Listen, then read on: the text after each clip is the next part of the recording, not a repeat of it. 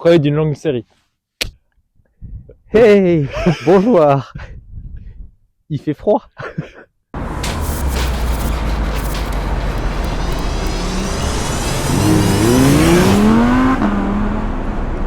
Hey, bonjour.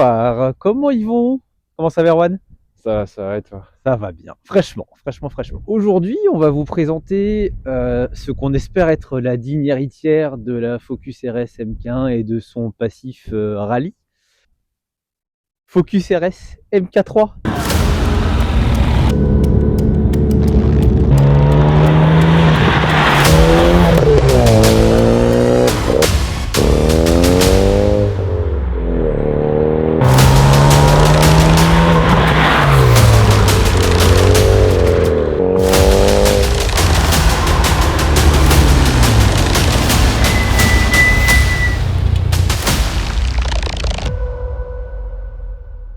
On a une magnifique livrée blanche aujourd'hui, voilà, qui nous est proposée par AT Prestige, Saint-Jean-de-Boiseau, à côté de Nantes.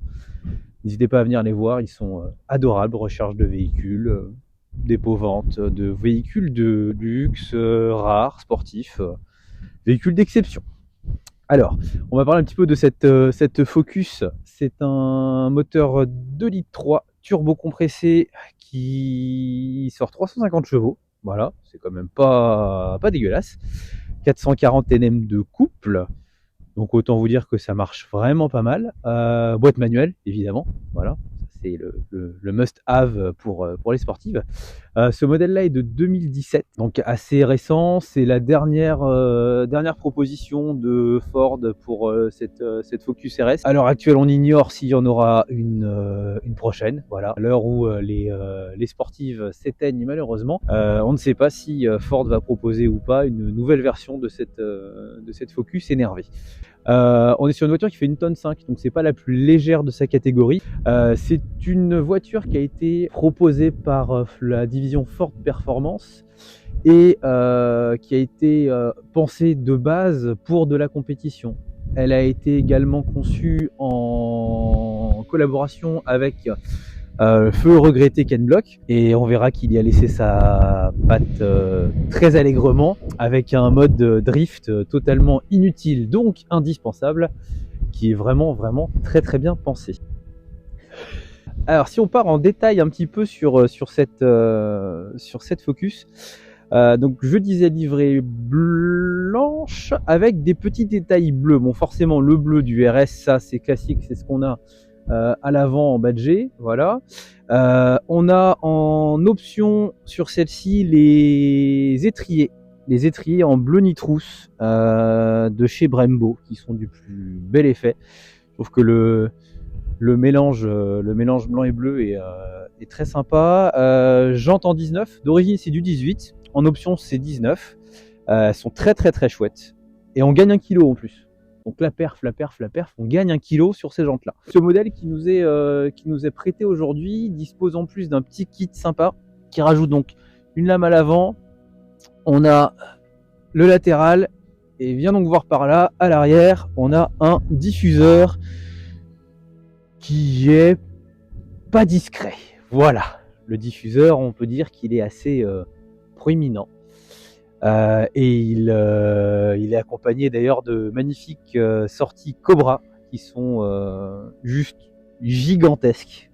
Voilà, vraiment, je mets mon poing entier dedans et j'ai encore de la marge, c'est juste énorme. Donc ça laisse un petit peu supposer une sonorité pas dégueu. Sortie en carbone en plus, ça c'est chouette. On a l'anti-brouillard arrière, c'est comme sur ma Civic, anti-brouillard arrière qui fait penser un petit peu à un feu F1. Ça aussi c'est assez chouette. Le béquet. Alors on a un bel impadis là, avec le petit rappel RS. Il a son utilité, hein, vraiment. Alors c'est une caisse qui a été bien conçue. C'est pas conçu en soufflerie de manière abusive comme peut l'être la Civic par exemple, mais il y a quand même de l'utilité, de l'intérêt dans chaque chose qui est présent sur cette voiture. Par exemple à l'avant, typiquement, on va avoir des entrées d'air qui vont permettre d'aller refroidir le système de freinage. Ça c'est pas mal. D'autant plus que le système de freinage, même s'il est performant, il peut s'avérer un petit peu manquant d'endurance sur le long terme. On voit bien les entrées d'air qui sont juste ici et qui permettent de repartir directement sur le frein. Une 4 roues motrices. Contrairement à ce que je pensais au début, moi j'étais persuadé que c'est une traction, mais en fait non, c'est une 4 roues motrices. Donc on a un très bon avantage par rapport aux autres tractions du segment. Ça motorise bien.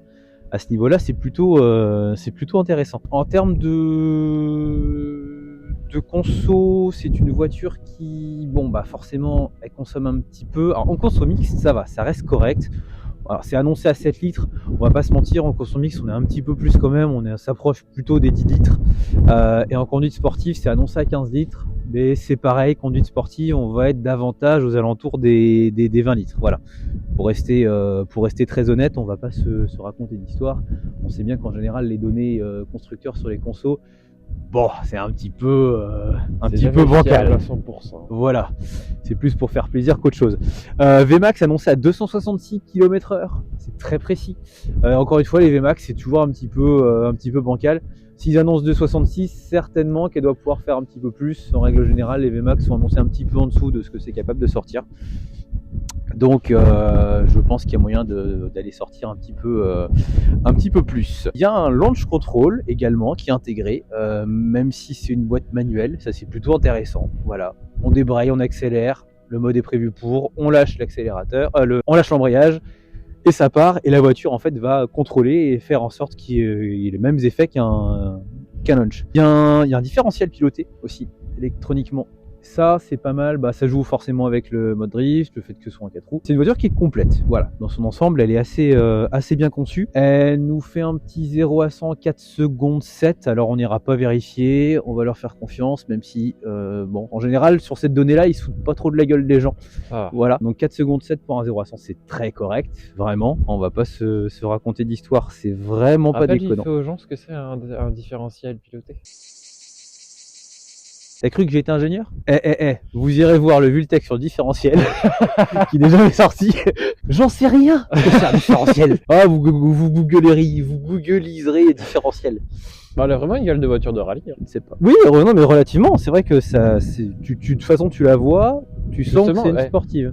Parlons de la gueule. Elle est agressive, moi j'aime bien. Ouais.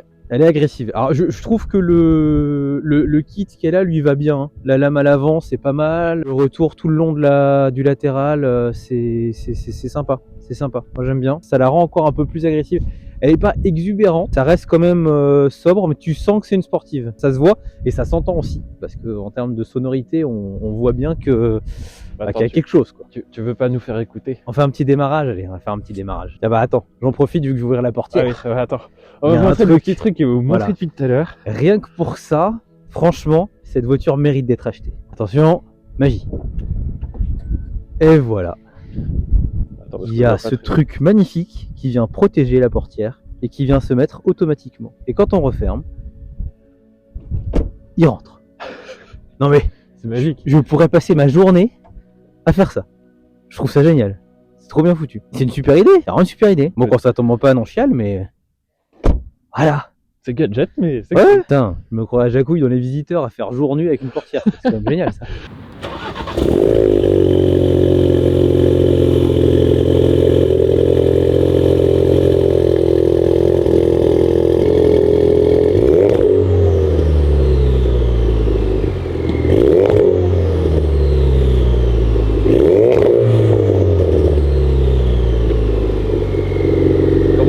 Ça chante quand même.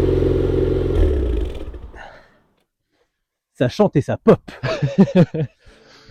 Elle chante et elle pop très naturellement. Et ça, c'est vraiment chouette. Bon, après, on va pas se mentir que l'échappement Cobra aide. Oui. Voilà, ça joue. Ouais. Elle est cata, hein. Elle est cata. C'est bon à savoir quand même. Sonorité vraiment sympa, qui est très spécifique sur cette voiture. Je trouve qu'il y a un truc.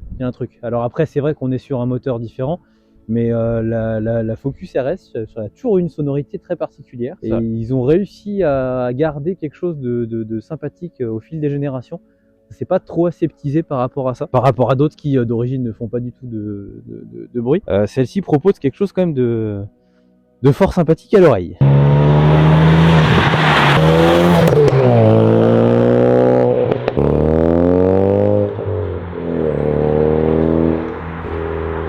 On va regarder le coffre, tiens, allez. Je saute du coq à l'âne, on regarde le coffre. Parce qu'on a parlé tout à l'heure du fait que ce soit utilitaire. Le coffre pèse 8 tonnes et demie. C'est terrible. On a parlé du fait que c'était quand même assez utilitaire. Et ben voilà, la preuve que c'est assez utilitaire. On a quand même un coffre qui est assez grand. Voilà, il y a de la place. Genre vraiment. Genre on peut mettre un sac dedans. Voilà. Bon, on ferme pas le coffre, mais étonnamment, on est plus ou moins installé. Voilà. T'as une idée du litrage quand même? Honnêtement, non. Voilà, alors après Wikipédia est ton ami, je peux chercher l'information, hein. 260 litres. Ouais, mais tu vois, c'est 40 de moins que la Clio. C'est une génération qui a perdu un coffre parce que transmission intégrale. Mais il n'empêche que ça reste un coffre quand même tout à fait raisonnable. Encore une fois, on parle d'une sportive. On est sur une voiture qui fait 350 chevaux. On s'attend pas à avoir un coffre monumental, c'est pas l'objectif. Mais là, on a de quoi faire. On a un coffre assez grand. On a pas beaucoup d'espace dessous, mais il y a quand même de quoi ranger 2-3 bricoles. Oui. Ah, on voit le RS sur performance, c'est pas mal ça. Alors, cet intérieur que nous propose cette Focus RS, il est très plastique, je trouve. Alors, c'est pas moche, mais effectivement, je trouve ça très plastique. Ils n'ont pas fait d'efforts monstrueux sur l'intérieur. Il y a quelques petits détails quand même sympas. Notamment les surpiqûres bleues sur le volant qui sont très chouettes. On a une bonne prise en main, le volant est sympa. Le petit rappel RS qui est là aussi, je trouve du plus bel effet. Fond de compteur bleu également. On va avoir les 3 manos qui seront là aussi, ça c'est pas mal de les avoir. Température d'huile, pression d'huile et pression du turbo. Alors, on a l'écran en position centrale qui fait aussi donc caméra de recul, on a l'imagerie qui est là. Bon, c'est un écran qui est un peu daté, je trouve. Voilà, visuellement ils auraient pu faire un petit effort là-dessus. On a une console centrale, je trouve, qui est assez massive. Encore une fois, ils n'ont pas fait dans la finesse à ce niveau-là. C'est pas c'est pas le but non plus, mais on aurait espéré quand même des petites choses un peu plus jolies, quoi. Voilà, c'est pas affreux, mais voilà. Ça, par contre, je trouve ça plutôt réussi. On a un joli levier de vitesse qui tombe très bien en termes de position.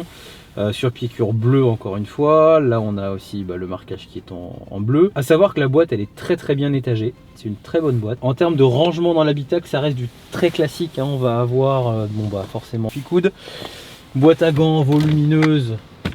Bon voilà, c'est pas non plus énormissime, mais il y a de quoi faire. Si on rentre un peu dans les détails, notamment concernant ce qui soutient mon fessier, les sièges, donc Baquet et carreaux, voilà, qui sont en option également. Baquet et carreaux en option, ils sont super par contre, là-dessus il n'y a rien à dire, ils sont très beaux.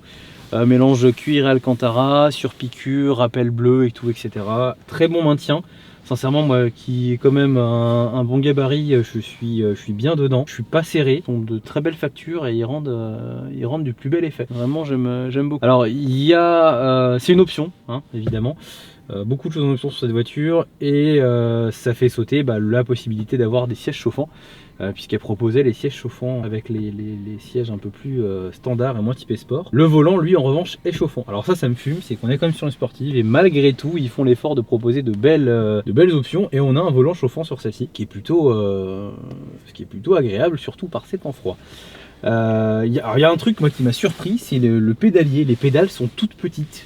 Elles sont vraiment toutes petites. Il paraît que les Ford Focus ont un pédalier qui est fait de manière à ce que tu puisses facilement faire des talons pointe. Je sais pas si c'est vrai, mais j'avais vu cette information qui...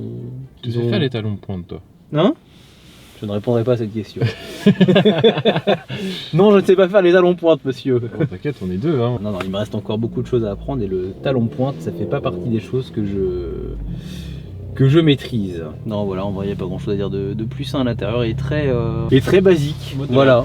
Je te jure que de derrière, console centrale là, qui est juste là, Ouais. elle fait très plastique et elle fait très monospace. Ouais, c'est vrai que ça fait pas sportif. Non, non. Autant le levier de vitesse, j'ai rien à dire. Ouais. Autant la console centrale avec l'écran comme ça, c'est pas très beau. Ouais, c'est vrai. Est-ce que tu es à l'aise derrière? Ça va. Ouais, ça va. Ça va, tu sens que pour des gens qui ont des grandes pattes comme moi, c'est petit. Ouais, bah oui.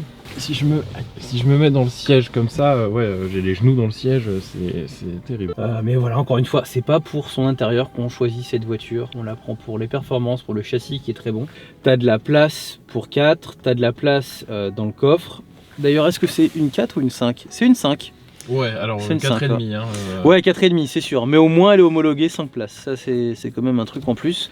Et puis à côté de ça, si on a besoin de mettre un peu le pied dedans, elle est réactive, elle est très bien par rapport à ça, parce que le moteur il est complet, c'est-à-dire qu'on va vraiment avoir de la puissance à bas régime, ça va charger tôt, ensuite le turbo prend le relais et on va pouvoir aller chercher un peu dans les tours, et ça c'est vraiment pas mal. C'est une belle proposition qu'a fait Ford sur ce véhicule. Donc il y a de la polyvalence, il y a plusieurs modes, le mode track notamment fait que sur circuit, sur piste, elle se défend très bien.